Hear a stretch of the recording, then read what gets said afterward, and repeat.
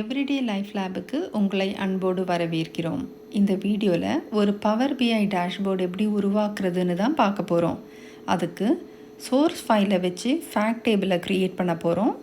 Fact டேபிளையும் dimension டேபிள்ஸையும் upload பண்ணிவிட்டு star schema எப்படி உருவாக்குறதுன்னு பார்த்து டேட்டா மாடலிங் ஸ்டெப்ஸ் எல்லாத்தையும் எப்படி நிறைவு செய்வதுன்னு பார்த்து அதுக்கப்புறமேட்டு தான் நம்ம டேஷ்போர்ட் க்ரியேட் பண்ண போகிறோம். நான் ஏற்கனவே இந்த டேஷ்போர்டை ப்ரிப்பேர் பண்ணி வச்சுருக்கேன். இந்த டேஷ்போர்டில் என்னென்ன அம்சங்கள் இருக்குன்றதை முதல்ல தெரிஞ்சிட்டதுக்கு அப்புறமேட்டு நம்ம இது ஸ்டெப் பை ஸ்டெப் ஆரம்பத்துலேருந்து எப்படி பண்ணுறதுன்னு பார்க்கலாம். இப்போது இந்த டேஷ்போர்டோட அம்சங்களை பார்ப்போம். இது ஒரு சேல்ஸ் ஓவர்வியூ டேஷ்போர்ட், அதாவது விற்பனை மேலோட்ட பலகை. இதில் கீ பர்ஃபார்மன்ஸ் இண்டிகேட்டர்ஸ்னு சொல்கிற முக்கிய செயல்திறன் குறிகாட்டிகள் வச்சுருக்கோம். Total sales, total profit, profit percentage. இது நம்ம செலக்ட் பண்ணுற தகவலுக்கு தகுந்து மாறுபடும். அந்த கீ பர்ஃபார்மன்ஸ் இண்டிகேட்டர்ஸ்க்கு கீழே ஒரு டேபிள் இருக்குது.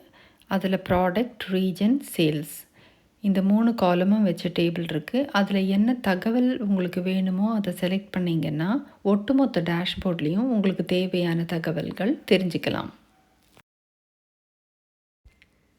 டேபிளுக்கு பக்கத்துலேயே தகவலை ஃபில்டர் பண்ணுறதுக்காக இயர், கேட்டகரி, ரீஜன்னு 3 ஸ்லைசஸை வச்சுருக்கோம். அதுக்கு பக்கவாட்டமாக ஒரு கிளஸ்டர்ட் பார் சார்ட் இருக்குது. இது ஒவ்வொரு ப்ராடக்ட்டும் எவ்வளோ சேல்ஸ் ஆகிருக்குன்றதை குறிக்குது.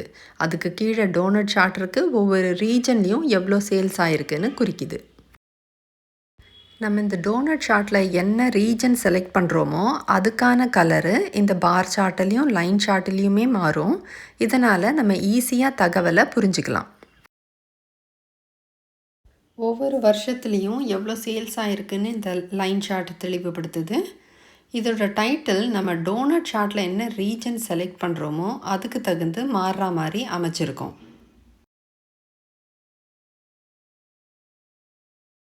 குறிப்பிட்டு எந்த ரீஜனையும் செலக்ட் பண்ணலைன்னா பொதுவாக எல்லா ரீஜனையும் குறிக்கிற வகையில் ஆல் ரீஜன்ஸ்னு அமைச்சிருக்கோம். அதாவது சேல்ஸ் ஓவர்வியூ ஆல் ரீஜன்ஸ் அப்படின்னு காட்டும்.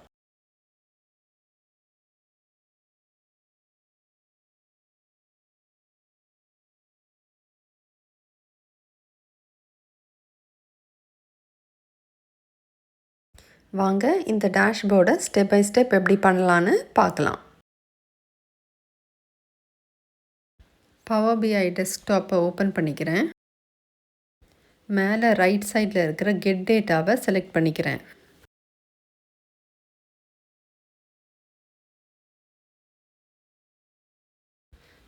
என்னோடய சோர்ஸ் ஃபைல் SQL சர்வரில் இருக்கிறதுனால SQL சர்வரை செலக்ட் பண்ணிக்கிறேன்.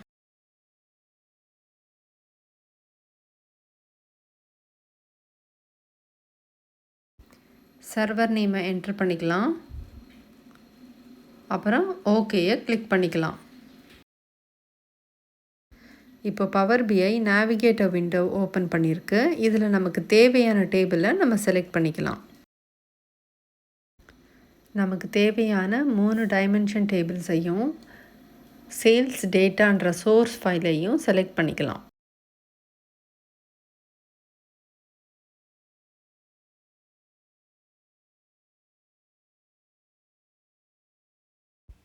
டேட்டா மாடலிங்க்கு தேவையான ஃபேக்ட் டேபிளை க்ரியேட் பண்ணுறதுக்கு ட்ரான்ஸ்ஃபார்ம் டேட்டாவை செலக்ட் பண்ணிக்கலாம். இப்போது நம்ம டேபிள்ஸ் எல்லாம் லோட் ஆகிடுச்சு. சோர்ஸ் ஃபைல்லையே எந்த சேஞ்சஸும் பண்ணாதீங்க. சோர்ஸ் ஃபைலை காப்பி பண்ணிவிட்டு அதை ஃபேக்ட் சேல்ஸ் டேட்டா அப்படின்ட்டு ரீநேம் பண்ணிக்கிறேன். அதில் தான் நான் ஒர்க் பண்ணிகிட்ருக்கேன். சோர்ஸ் ஃபைலை எப்படி டூப்ளிகேட் பண்ணி அந்த டூப்ளிகேட் ஃபைலை ஃபேக்ட் டேபிளாக நம்ம ரீநேம் பண்ணுறத ஒரு ஷார்ட்ஸாக நான் போடுறேன். தயவுசெய்து பயன்படுத்திக்கோங்க தெரியாதவங்க.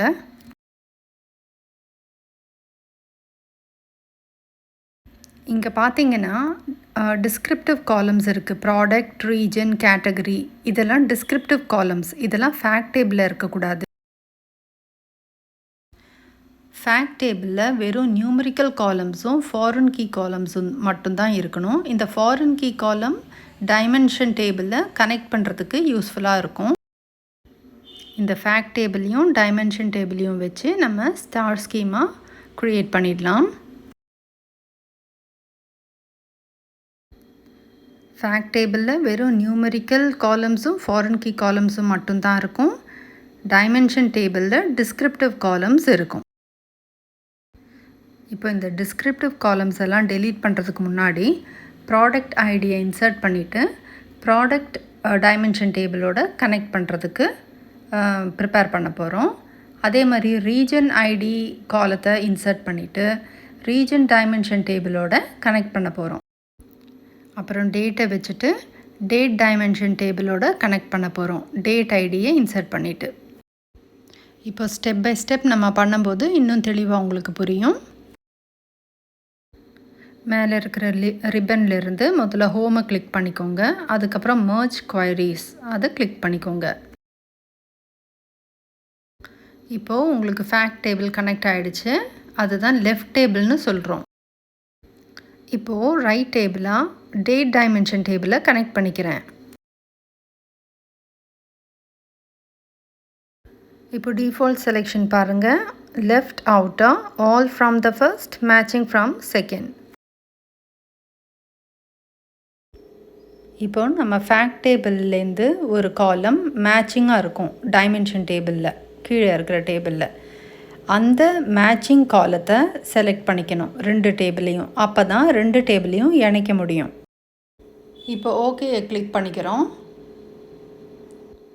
இப்போ பார்த்தீங்களா ஒரு காலம் இன்சர்ட் ஆகிருக்கு. இப்போ பார்த்தீங்கன்னா செகண்ட் டேபிளில் இருக்கிற எல்லா காலமும் இன்சர்ட் ஆகிருக்கும். அப்போது நான் அதை கிளிக் பண்ணிவிட்டு டீசெலக்ட் பண்ணிக்கிறேன். எல்லா காலமும் வேணாம், எனக்கு வெறும் டேட் ஐடி மட்டும் போதும். அதை மட்டும் செலக்ட் பண்ணிக்கிறேன். செலக்ட் பண்ணிவிட்டு இப்போது அந்த காலத்தையும் நான் ரீநேம் பண்ணிக்கலாம். டேட் ஐடின்னு ரீநேம் பண்ணிக்கிறேன்.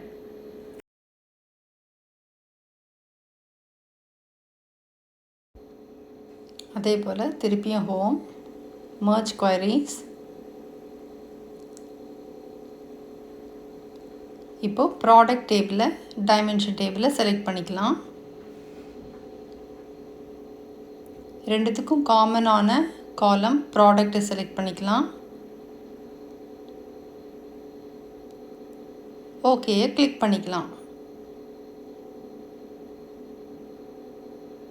இப்போது வேறு ஒரு புது காலம் இன்சர்ட் ஆகிடுச்சு. இதில் எல்லா காலமும் நமக்கு தேவையில்லை. எல்லாத்தையும் டீசெலக்ட் பண்ணிக்கிட்டு தேவையான ப்ராடக்ட் ஐடியை மட்டும் செலக்ட் பண்ணிக்கிட்டு ஓகே கொடுத்துடலாம். இப்போது ப்ராடக்ட் ஐடி அப்படின்னு காலம் ஹெட்டரை மாற்றிக்கலாம்.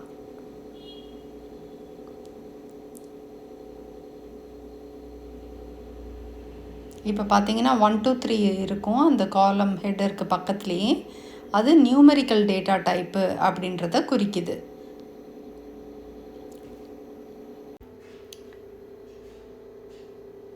இதே மாதிரி ரீஜன் டைமென்ஷன் டேபிளையும் கனெக்ட் பண்ணிக்கலாம். ஹோம் கிளிக் பண்ணிக்கலாம். மர்ஜ் குவைரீஸ், அங்கே ரீஜன் டைமென்ஷன் டேபிளை செலக்ட் பண்ணிக்கலாம். இப்போ காமன் காலமான ரீஜனை செலக்ட் பண்ணிக்கலாம் ரெண்டு டேபிள்லையும். ஓகே கொடுத்தா ரெண்டு டேபிளும் கனெக்ட் ஆகிடும். கனெக்ட் ஆகிடுச்சு. ஒரு புது காலம் இன்சர்ட் ஆகிருக்கு. அதில் எல்லா காலத்தையும் டீசெலக்ட் பண்ணிவிட்டு நமக்கு தேவையான ரீஜன் ஐடியை மாத்திரம் செலக்ட் பண்ணிவிட்டு ஓகே கொடுத்துடலாம்.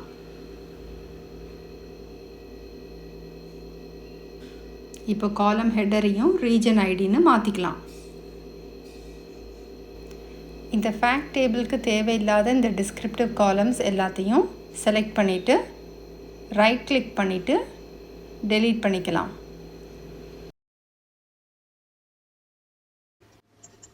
Right click, remove columns. இப்போது நம்ம இந்த காலம் எல்லாத்தையும் ஆர்டராக பண்ணிக்கலாம். ஃபஸ்ட்டு ஆர்டர் ஐடி, அதுக்கப்புறம் டேட் ஐடி, ப்ராடக்ட் ஐடி,